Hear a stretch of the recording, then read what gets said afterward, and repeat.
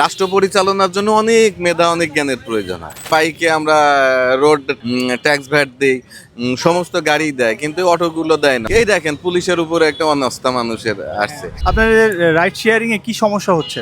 আসলে রাইড শেয়ারিংটা একটা ঝুঁকিপূর্ণ জীবন ব্যবস্থা। তো এখানে এই যে রোডে আপনাদের যে অটো রিক্সাগুলো, অটো সিএনজিগুলো, এরা এইভাবে বেপরোয়াভাবে যে কোনো রোডে ঢুকে যাইতেছে। এতে আপনার পরিবহন ব্যবস্থা প্লাস এই বাইক চালানোর খুব সমস্যা হয়। এই অটো রিক্সাগুলো অন্তত যদি একটা লিমিটেড জায়গার ভিতরে সীমাবদ্ধ করে দিত, তাহলে এই রোডের এই যানজট বা এই যে যে বিশৃঙ্খলা এটা হইতো না।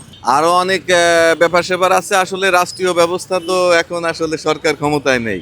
এখন যারা ক্ষমতায় আছে, সত্য কথা বলতে কি অনেক কিছু বলা যায় না, বা বলতে গেলে সমস্যা হয়।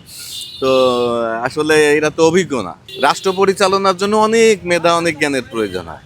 একজন ম্যাজিস্ট্রেট হওয়া যত সহজ, একজন রাষ্ট্রনায়ক হওয়া বা একজন সমাজ প্রতিনিধি হওয়া কিন্তু এত সহজ বিষয় না। এটা বিভিন্ন সাইডের জ্ঞান বুদ্ধি লাগে। তো সব মিলেই আসলে একটু কেমন কেমন যেন চলতেছে আর কি। যারা অটো যারা চালাচ্ছে তাদের কি কি আপনারা যেমন ট্যাক্স পে করেন, হ্যাঁ, তারা তো আর ট্যাক্স পে করছে না আর কি। তো তাদের কি লাইসেন্স বা অন্য কোনো মাধ্যমে তাদেরকে আওতায় আনা যায় কিনা? অবশ্যই ইনকাম ট্যাক্স অনুযায়ী দেশের আয়ের উৎস হিসাবে এদেরকে তো অবশ্যই একটা ট্যাক্সের আওতায় আনা উচিত।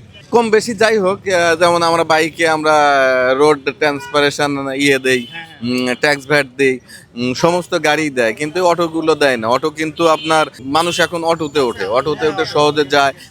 অটো সব জায়গায় চলে যাইতেছে।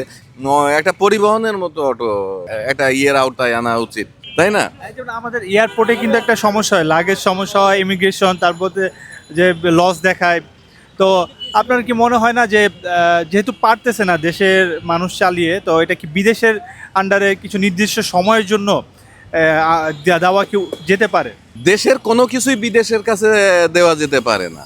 দেশের মানুষ চেষ্টা করলে সব পারে। দেশের মানুষ চেষ্টা করলে এয়ারপোর্টটা কন্ট্রোল করতে পারবে না। এই দেখেন পুলিশের উপরে একটা অনাস্থা মানুষের আসছে। এটা কিন্তু আপনার পাবলিক দ্বারা ক্রিয়েট হয়েছে। আসলে পুলিশ তো দেশের সব কিছুর নিয়ন্ত্রণকারী পুলিশ, কিন্তু পুলিশকে আমরা ওইভাবে হয়তো মূল্যায়ন করি না। তারাও তাদের দায়িত্ব থেকে সঠিকভাবে দায়িত্ব পালন করে না।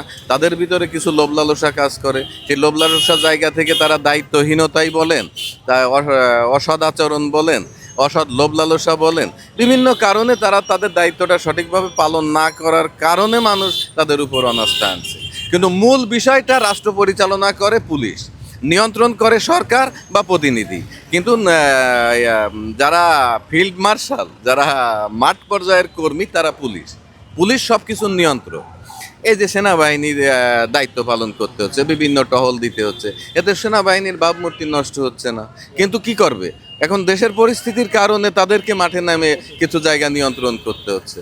পুলিশ যদি সঠিকভাবে দায়িত্বটা পালন করতো বা তাদের সেইভাবে তাদের সততা নিষ্ঠার সাথে, দেশপ্রেমের সাথে কাজ করত, তাহলে হয়তো ওদেরকে প্রয়োজন হতো না। কিন্তু প্রয়োজনের তাগিদে ওদেরকে আসতে হচ্ছে। আর ওদেরকে আসার কারণে ওদের স্ট্যাটাসের কিছু, তাদের যে বাহিনীর যে একটা মর্যাদা, সেইখান থেকে একটু তারা পিছিয়ে আসছে। এটা তো স্বাভাবিক।